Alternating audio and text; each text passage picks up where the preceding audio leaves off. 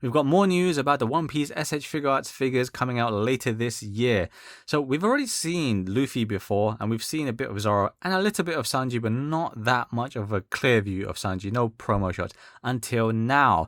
Now, before I kind of move ahead a little bit, we will also probably get more news from Tamashii Nations for other figures like Bleach, for example, from February 28th, because they are hosting an event in New York, which I wished to go to, but yeah, it's a bit pricey to get to New York from London at the moment. But yeah, they're going to be doing some event there. So we'll probably see even more of these on display, the One Piece figures, plus other great looking figures as well from different IP as well. Now with One Piece, I'm actually kind of new to it. I've only just started reading it. I've just kind of delayed it for all these years. I obviously know what it is, but it's only now that I thought, yeah, let me just jump into that One Piece hype train. So these figures, if you don't already know, they're going to be based on the Invasion arc. So their look is going to be based on that, of course. So we've got Luffy first, which comes out in August of this year. All of these come out this year. Luffy is going to cost around 4,400 yen. Pricing wise, it really is going to depend on where you buy it from. I'm in the UK, so I'm going to pay a little bit more because I have to import, tax, customs, all of that stuff. So it's going to cost me a little bit more than that.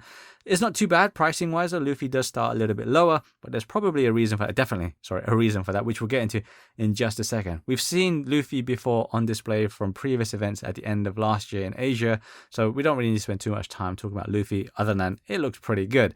Moving on to Zoro then. Immediately for me, it looks like a good silhouette, but because of that outfit, that kind of robe-like outfit, the long coat, it's got a very static look to it, which I kind of don't like these days. If it's fine with a static figure like the Figuarts Zero stuff, fine, looks great. But for articulated figures like this, it kind of just gets in the way, and then I just get more frustrated with it.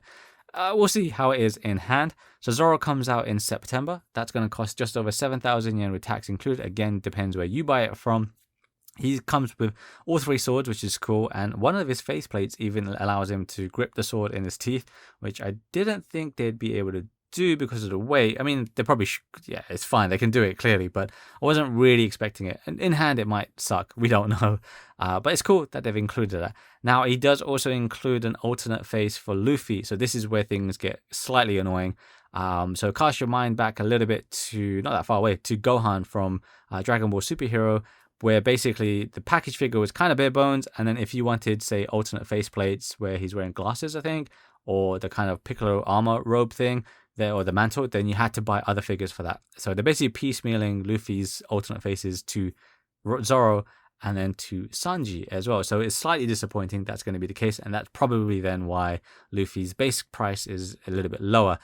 The alternate faces for Zoro look great.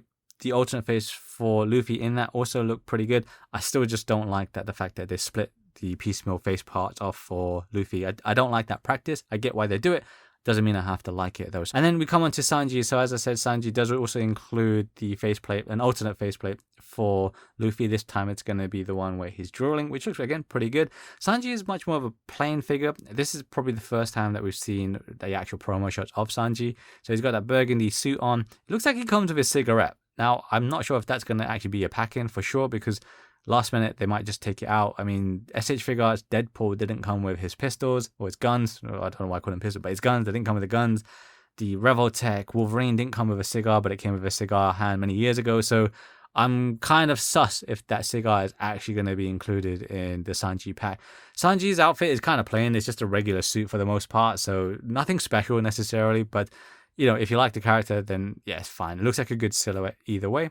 And yeah, he's coming out in October, so he's going to cost around the same price, just over 7,000 yen, as Zoro does. So it's basically one figure a month. So August, September, October. So expensive. Even if you just want to buy these three figures, it is still quite expensive. I, for one, collect other stuff. So this is just going to burn more holes in my pocket, I guess. Yeah, or that one hole is getting even bigger. But yeah, it's pretty exciting for One Piece fans who are just clamoring for new, good articulated figures or updated figures from whatever's been released way back in the past. Like I said, I'm quite new to One Piece, but still I'm quite excited to get these in hand. I think they look good. I really do think the Luffy one looks pretty interesting.